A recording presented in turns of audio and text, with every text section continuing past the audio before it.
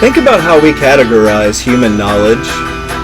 We put physics in one building, psychology's in another, theology's in a temple, and history is in a vault.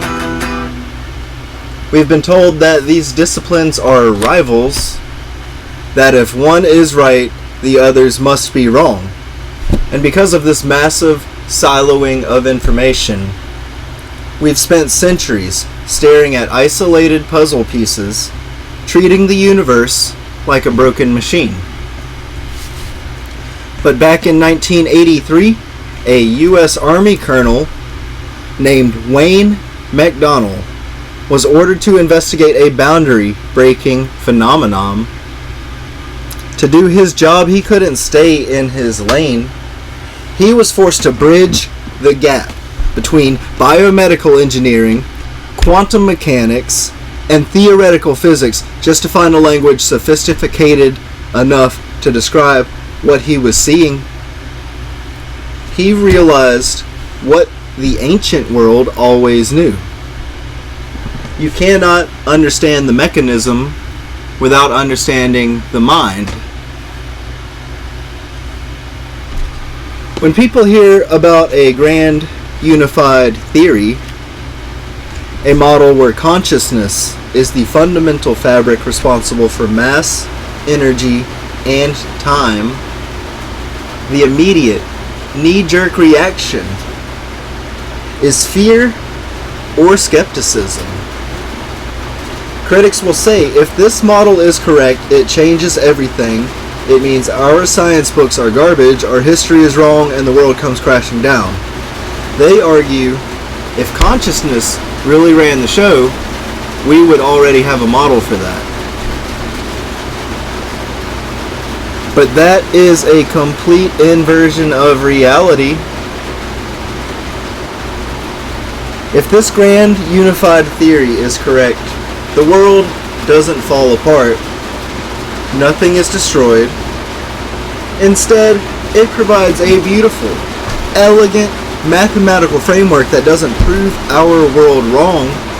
It brings it all together.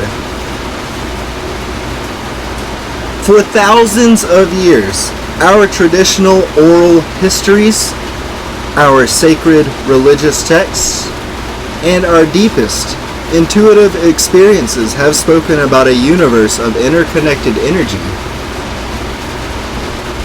an absolute source, and a reality that transcends space and time. On the other side of the aisle, our modern science books have tracked frequencies, electrostatic fields, Planck's equation, and the behavior of light. And they seemed incompatible until now. This model doesn't invalidate anything. It doesn't dismiss the ancient texts or the science books. It shows that they have been describing the exact same holographic matrix from opposite sides of the room. It's the ultimate validation.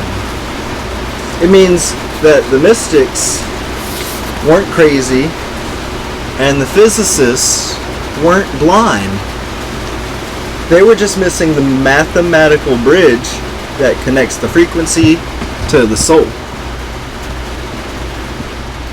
Tonight, we dig into the declassified military blueprint that proved the universe is a hologram, and how the math finally catches up to what we've known all along.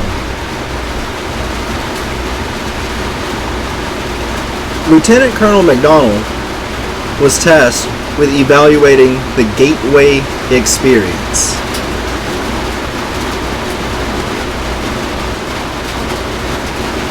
To determine its mechanics and military practicality.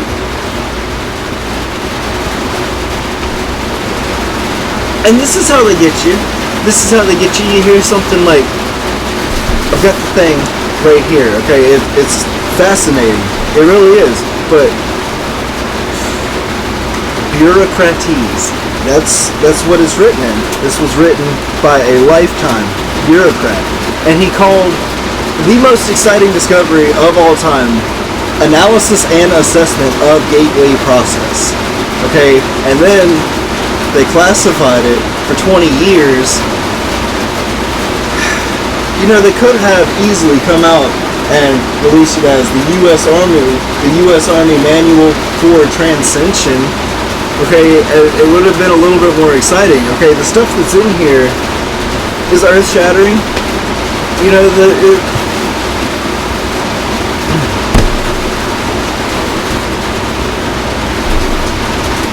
Lieutenant Colonel McDonnell recognized that to remove the occult connotations or supernatural stigma, he had to translate these states of consciousness entirely into the language of physical science and quantum mechanics. Okay, what they're trying to say is the dude came out saying that you are a time machine with infinite power to manifest your desires around you.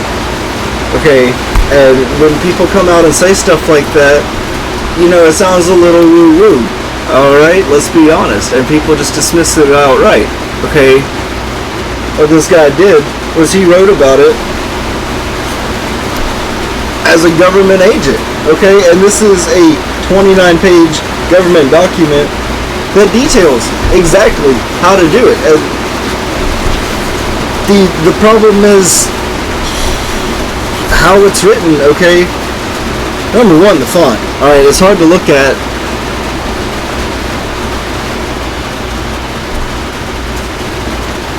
It's hard to read, and it makes, I'll be honest, I can't get through more than a few sentences at a time of this stuff, but when you do, okay, you come out with the most incredible stuff. Let's talk about Focus 21, okay, the future. The last and most advanced of all the focus states associated with the Gateway training program involves movement outside of the boundaries of time-space, but with attention to discovering the future. The individual who has achieved this state reached a truly advanced level. Except in unusual circumstances, it is probably not attainable except by those who have conditioned themselves through long application of meditation, or by those who have practiced long and hard the use of the Hemosync tapes for a period of months. What he's telling me is that you can see the future if you think about it hard enough. Okay, and this isn't, you know, they got an unlimited budget for the Army. Okay, every time they ask for money, they give them twice as much as they ask for it. And all they're supposed to do is just tell them what they spend it on, and then, well, that doesn't happen. That's not important. It's not important. What's important is there's the U.S. Army Manual for the Grand Unified Theory of Command Group. Okay, and what's noticeably important here is there's not a single equation. Okay, this guy, you know, it's like a big gaping hole. He talks about physics the whole time, but there's not a single physics equation here. And that's where the Grand Unified Theory of Command Group bridges the gap. Because what my theory predicts is that exactly this, that you have the power to become the time machine and to manifest your every desire. And here's the government document. It's the training manual. It's the training manual. I'm going to spend some time with this,